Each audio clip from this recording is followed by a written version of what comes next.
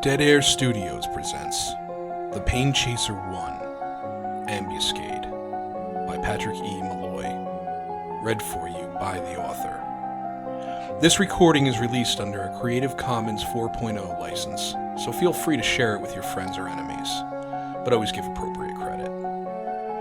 This story is not intended for children and contains profanity, violence, and disturbing content that some people may find offensive. If you're in doubt, please turn back now, as you may find that some doors, once opened, refuse to be shut.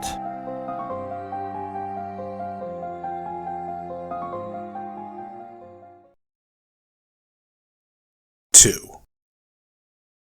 Steve stumbled into his house, hands shaking, and dropped his car keys down on the card table next to a half a dozen empty beer bottles. His house. His alone now. Big fucking deal. He got the house and some fucking Jew from Temple University got his wife. Life sure had a funny way of splitting the cards. He turned on the kitchen light. It stabbed at his eyes like knives, causing a deep ache in the sockets. He pried open the refrigerator door. No beer. Not even any piss water left over from last Thursday night's poker game. He pawed through the condiments and leftovers, filling the tile floor with various food items, looking for a surviving soldier. No buried treasure here, Stevie. That war's been fought. He stood up, not bothering to replace the food, and walked down to the basement and the mini-fridge. He almost broke his neck trying to walk down to the basement steps, but that was the price you had to pay for a good time. He went into the mini-fridge behind the dry bar. The bar was empty, of course. No hard liquor survived the night with him and his poker buddies, but he thought maybe... Yes! A single long neck, hiding behind a month-old jar of salsa con queso. He popped the cap with his teeth, not even registering that he chipped his molar, and tossed the beer down his throat in much the way a snake might swallow a whole rabbit. Only Steve knew the secret message at the bottom of every bottle. And that message was, "Welcome to hell, Steve. Can I interest you in a drink?" He belched loudly and wiped his lips on his sleeve, and stood the bottle on the countertop, where it would stay as a monument to his despair. With nothing more to drink, and nothing to occupy his mind, his thoughts went back to Sarah, as they always did. 4 years ago, they'd been talking about buying a boat together and taking a month off to drive cross-country to go see her brother in California. 6 months after that, she went to see her brother alone. She said that she just needed to take some time for herself, some time to figure out who she was now and what she wanted out of life. 6 months after that, she left him for good and shacked up with some guy she met out in California. He did the valiant thing. He gave her the time that she'd asked for. She had to eventually come to her senses. She was his wife, after all. She was the love of his life. She would come home and beg for forgiveness. He wouldn't make it easy for her, of course. He needed to let her know that he was disappointed in her behavior. But in the end, he would take her back. Things didn't work out with the guy in California, as he knew they wouldn't. And after 2 or 3 more months, she came back to Pennsylvania. But not back to him. She got her own job in her own place. She even made her own personal friends. And for Sarah, that was a significant accomplishment, but she never even called. Steve had spent 3 years in this limbo, this state of drunken confusion. It had all happened so quickly and quietly. One day she was there, planning their life right alongside him, and the next she was gone, off on her adulterous journey that would eventually deliver her into the waiting arms of Dr. Lawrence Waite. People said the world was changing, that women did as they pleased and marriage wasn't the holy union it once was. That it was a contract, as simple to break as a car rental. But Steve knew better, and more importantly, God knew better. Steve stomped up the stairs to the living room. He felt caged, like he'd been wrapped in razor wire. The walls were paper-thin backdrops hiding a million laughing faces, all trained on him. He grabbed an empty beer bottle off the card table and whipped it across the room. It hit the wall and rolled to the carpet defiantly, cutting a deep gouge in the paint where it had struck the wall. He flipped the card table, sending the other 5 sprawling. He wanted to break something. He wanted to see his pain realized. Then he saw the collection of frog statuettes that had once belonged to Sarah. That was even better. He would break something of hers, something that she cherished. He grabbed hold of the largest one and looked it in the black cartoon eyes. "It just isn't your day, Kermit," he told it stupidly and hurled it through the open doorway at the kitchen floor. The frog exploded into fragments, showing its chalk-white hollow inside. It lay there, not angry or in pain, not accusing, just broken. What had he done? It had been Sarah's, one of the only things he'd left of her. He cherished it as much as she once had. He was picking up the pieces, wondering if they could be glued back together when the phone rang. He placed the remains down on the kitchen counter. "Hello?" he said miserably. "Steven! What the fuck is wrong with you?" Sarah's voice. He managed, mouth going dry. "I said, what the hell is wrong with you? Lawrence told me what you did today, barging into his office drunk, scaring the shit out of his assistant, and threatening to throw him out of a window?" "Sarah, he started, but she wasn't about to let him have his say. "You're gonna have to pay for the things you broke. You're just lucky we're not pressing charges. This is the fucking end of it, Steven. One more stupid tantrum like this, and I'll make sure you get locked up. I'm filing a restraining order tomorrow. If you come within a mile of me or Lawrence again, I'll have your balls in a vice." Silence, prolonged and painful. "Sarah, I'm sorry," he said finally. Her voice cooled a bit. "Yeah, I know, Steve. You're always sorry. But if you were really sorry, you wouldn't keep doing these things. Grown men do not go into other people's places of work and yell and break things. The only reason Lawrence hasn't called the cops is because he feels sorry for you." She lectured him as though he was a child. A young, stupid child. Not her husband, not the man she had left, not the one she had broken promises to. "He feels sorry for me?" Steve asked, his own anger rising. "What a fucking joke. The man is my goddamn wife riding his cock every day of the week, and he feels sorry for me." She sighed. "Steve, I'm not your wife anymore." "Yes, you are." "No, I'm not. Only on paper, Steve. People leave each other all the time. Marriages break up. People fall out of love. It's life, Steve." "Marriages aren't supposed to end. That's not how it works. That's what makes it a marriage and not dating. If there was a chance you were gonna leave, you never should have married me in the first place." "You're right. I shouldn't have." He bit his lip. "Don't say that, Sarah." "Steve, why don't you move on too? Go out and get yourself a girlfriend." "I don't want a girlfriend." "Fine, then get a hobby. Anything. You're destroying yourself." "I broke your frog, Sarah," he said miserably. "What?" She asked. "Your frog. The big one. The one I gave you for our first anniversary." "So? It's just a statue, Steve. I don't know why you still have all those old things. Just throw them out." Another pause, then she added, "I didn't want things to be like this, Steve. I wanted us to be friends, and I still hope we can someday, but not right now. Now I need you to leave me alone. Leave my boyfriend alone. Maybe get yourself some help. Get cleaned up. Get your life back on track. Despite what you may think of me, I do care about you, and I hate seeing you like this." There was another long pause. "Steve?" She asked. "Yeah, I'm here." "Take care of yourself." "Yeah, you too," he said, but he didn't mean it. He wanted to throw her to the floor and look down at her broken and empty inside. He wanted to kiss her and tell her how much he missed her. He wanted a drink. She hung up. He walked over to the shelf containing her collection of frogs. He'd made the shelf himself on his shed out back, carving her name into the wood above the slogan, "Welcome to my pad." There were probably 25 frogs in all. Some of them her friends had given her, some she had brought herself, but the bulk were presents from him. Here was one from her birthday. Here a Christmas gift. Here was one he'd bought her while she was in the hospital with pneumonia.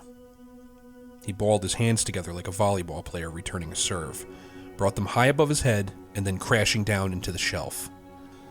The wood splintered into a lopsided V, the brackets pulling loose from the wall. The frogs that weren't smashed fell to the floor. He looked down at his hands.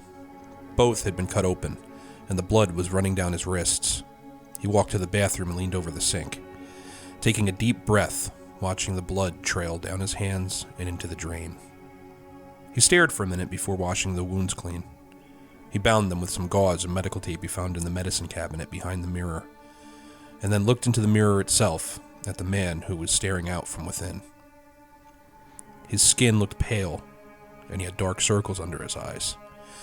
The eyes themselves looked haunted, which wasn't a surprise. He felt haunted. He needed a drink. It was time to hit the bar.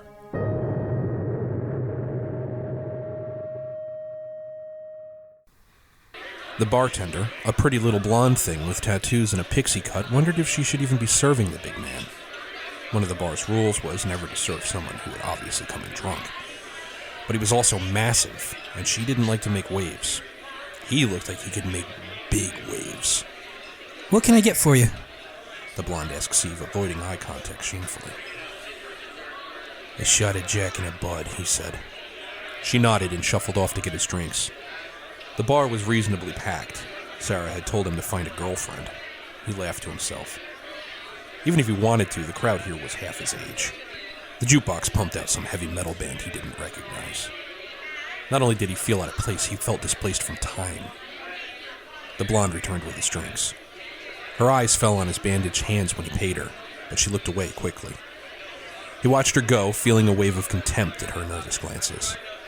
He threw the shot back and chased it with a long pull at his beer. He wondered, and not for the first time, if Sarah would come to his funeral. He wondered if she would bring a Lawrence Waite. The bar lights left trails that burned across his retinas. Tiny comments of fading light that lingered just a little too long. He had now been drinking and sustaining a formidable drunk since 2 o'clock that afternoon. Not an all-time high score, but definitely one for the record books.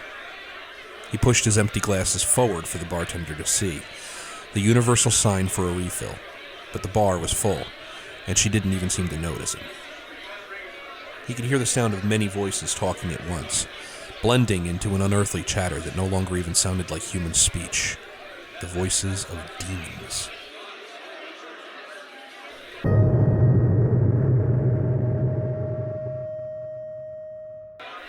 Rob Dunstan stood with his friends Mark and Rennie, sipping his third rum and coke when he spotted Steve across the bar.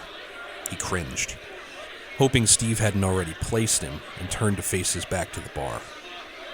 Steve was a guy Rob knew from work. A strange old guy with a severe drinking problem. They were both employed by the state of Pennsylvania as fire safety inspectors. He was creepy. Usually came in looking half hungover or worse. But he got his work done, and the boss liked that. Mark laughed. Hey man, isn't that weirdo you work with? The guy who never shuts up about his ex-wife, that was trailing you around the bar last time you were here. Yeah, Rob said. That'd be him. Do me a favor. Don't draw attention to us, okay? Ah, come on, Rob. He looks lonely.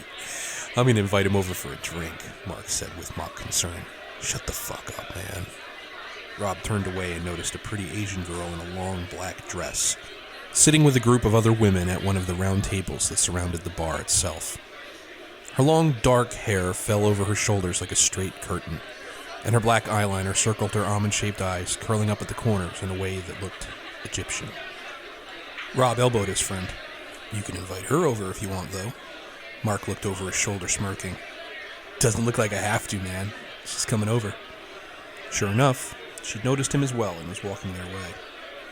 She stopped directly in front of them, smiling a very thin, predatory grin. Upon closer inspection, she was older than Rob had initially thought, but exceedingly beautiful. She held her hand out for him to take and said, I'm May. Rob, he said, smiling at her. I saw you looking at me, Rob.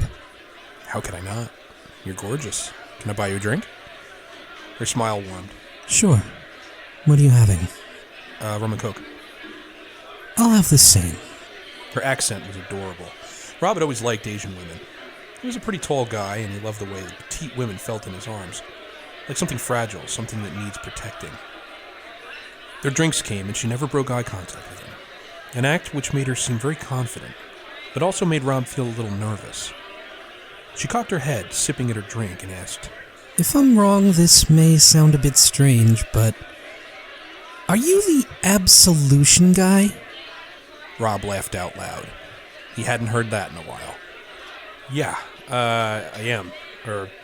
Was. When Rob had first finished college, he had an ex-roommate that started up a small workout equipment company. Rob had done several infomercials for their first product, the Ab Solution, basically a portable device that helped improve your abdominal muscles. Rob had been the obvious choice to model the invention. He spent a lot of time at the gym and had a weightlifter's physique. Their motto had been, "Do you have a problem with flabby abs? Then you need the ab solution." "I can't believe you remember that," he told her. He rolled his eyes in mock embarrassment. It wasn't the least bit convincing, and he knew it. I'm a bit of an insomniac. A lot of late-night television. I probably would have recognized you if you sold Ginsu knives on QVC, too. "Well, you definitely got a good memory, May," Only for men I find attractive. she said with a wink. Oh yeah, he was definitely getting laid tonight. Instead of the expected excitement that came with anticipation, he felt the sadness coming on. That's what he called it when the coke was wearing off, that feeling of doom and temporary depression that signaled the backswing of the cocaine pendulum. It wasn't overpowering yet, but he knew he was going to need another bump soon, or it was going to get a lot stronger. "Hold on 1 second, babe," he told her and turned to his friend Rennie, who seemed to be lost in his own thoughts. "How much do I owe you again, man?" he asked. 60, Rennie said without looking at him. Rob fished through his wallet for 3 crisp new $20 bills and handed them to Rennie. In the same pass, Rennie gave him a rolled-up baggie with the white powder twisted into one corner like it was ready to frost a cake. He palmed it away with grace a magician would have been proud of. Turning back to May, he handed her another 20. "I gotta run to the bathroom. Order us a couple more drinks." Okay. She flashed him a playful smile.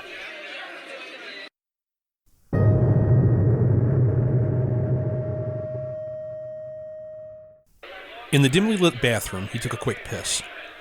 The stall behind him was occupied, and the sadness was gaining. He washed his hands and looked into the mirror. He couldn't wait anymore. He went to the sink closest to the wall and turned on the faucet, letting the water run, then faced his back to the room. He untwisted the little baggie and carefully spilled a bit of the white powder onto the webbing between his forefinger and thumb. A little more, just a bit more, and suddenly the bathroom door swung open. It was Steve. Fucking great. Of course it had to be that crazy linebacker. The left hand holding the baggie disappeared into his pocket, but the other he balanced out of sight against his right thigh. This guy in the stall behind him must have died or something. No one shits for that long. Steve made a beeline for him and stopped the foot to his left. "Hey, Rob," he said in a droning monotone. "How are you?" Rob gritted his teeth and nodded. "Great, man. Just great." He was anything but great. The sadness had him now, and it was chewing a hole right through his chest. He passed his right hand under the sink, still balancing the coke, and turned to face Steve, trying his best to look natural. He looked into Steve's face. The guy looked like hell. He usually looked bad at work, but now he looked like a zombie fresh out of a George Romero film. His eyes were bloodshot, and the skin around them was raw and red, like the eyes were an infection the sockets were trying to expel. "Jesus, Steve," Rob said in spite of himself. "Are you okay?" "Yeah," Steve said. "I'm okay." Rob saw the bandages on his hands, which were now turning brown from dried blood. "Are you sure?" Rob asked, looking at his hands. "You look like you just crawled out of a car wreck." "Yeah, I said I'm fine." Rob heard the annoyance in his voice now, along with a sort of yearning. Bright red letters flashed in front of his mind's eye. "Danger." "Okay," Rob said, turning off the faucet with his left hand. "Just making sure, buddy." He patted Steve's broad shoulder, made an awkward turn around him, and walked out of the bathroom, still balancing the cocaine-coated right hand against his right thigh. Steve watched him leave, still rooted to the same spot. That guy was so creepy. He needed to find a safe place. When he came out of the men's room, he looked around. To his right was a small alcove where they filled up soft drinks and stored extra silverware. He slunk along the wall and into the nook, making sure no one was watching. Finally, he lifted his hand to his nose and snorted the powder. Instantly, he felt it take him, fighting back the sadness and replacing them with the familiar feeling of invincibility and correctness. He sighed deeply and cleared his nose, then licked the residue off his hand. It made his tongue tingle pleasantly. It was time to go seal the deal with that little Asian hoe.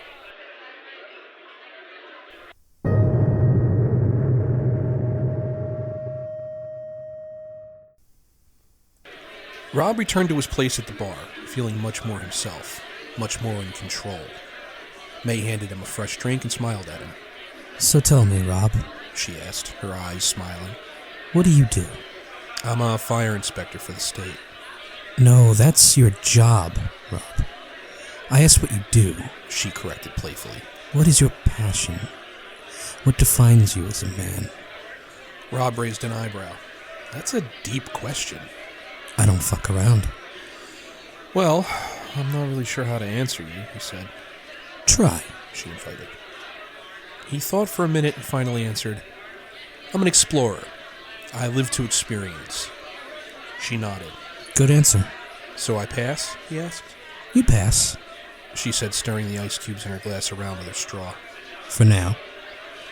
Rob glanced over at Steve across the bar. He was sitting alone, spinning a quarter and stomping it on the edge with his finger. There were at least a half a dozen empty bottles sitting in front of him. Even from across the bar, he could see how red the whites of his eyes were. The irises themselves were an unsettling shade of blue against his chalk-white skin. Again, Rob thought of a zombie. Christ, May said, following Rob's gaze. Do you know that guy? Unfortunately, Rob said, he works with me. Serious issues, that one. What the hell did he do to his hands? God only knows. Rob shook his head and turned back to her. So what do you do, pretty lady?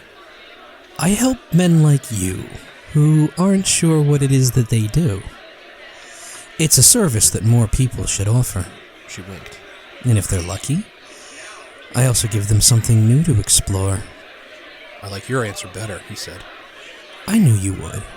She hissed. What do you do for a living? I work for a temp agency. Nothing exciting. Oh, he said. I would have pegged you for a model. She smiled. Well, I did some modeling when I was a little younger. He looked back over in time to see Steve leaving the bar with a fresh six-pack of beer. The guy must exist in a perpetual circle of drunkenness and hangovers. He'd probably be wet-brained by 60. Rob shook his head and turned back to May. Hey, he said, do you want to go someplace a little quieter, get better acquainted? Sure, she said and placed her small hand in his. If you're listening to this on YouTube, please like and subscribe. And if you like what you've heard so far, please consider supporting my Patreon. I try to do this for free, but I do have to support myself somehow. Also, physical copies of my books are available